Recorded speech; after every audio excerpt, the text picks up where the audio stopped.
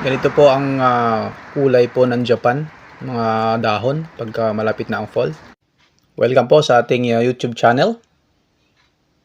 Ayan, yun po ang kulay ng Japan pagka malapit na po ang fall season. Ayan, nag-iiba na po yung kulay ng mga dahon.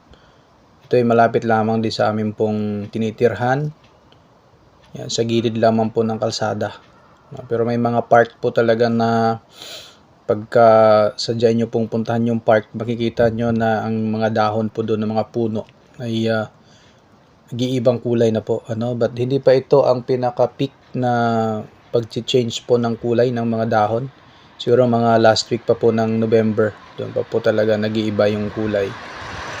Mayroong yellow, mayroong orange, mayroong red, ganyan.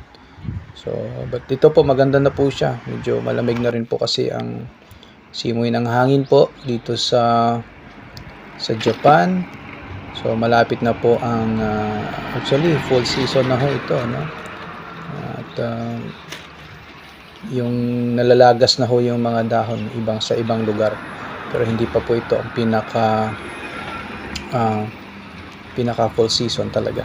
Pero nagsisimula pa lang. Pero kita nyo po, yun po yung mga dahon na yan, no? Ibang kulay na, nagre-red na siya. Ito po nakita ko lang after ko po maglakad kanina umaga. So yan po, gandang tingnan yung creation ng Panginoon, no? Ito po ay nature na pagkadating po sa ganitong mga time ay nag-iiba po yung kulay, mamatay na kahit na namamatay na ho itong dahon na to, no? After po kasi nito, pag nalaglag, para mamamatay na yung dahon, yung puno. Then mabubuhay ulit yan pagdating po ng spring, after po ng winter. Pero kahit po sa ganyan ay nakikita pa rin natin yung beauty ng creation ng Panginoon. Ganda. Ayan.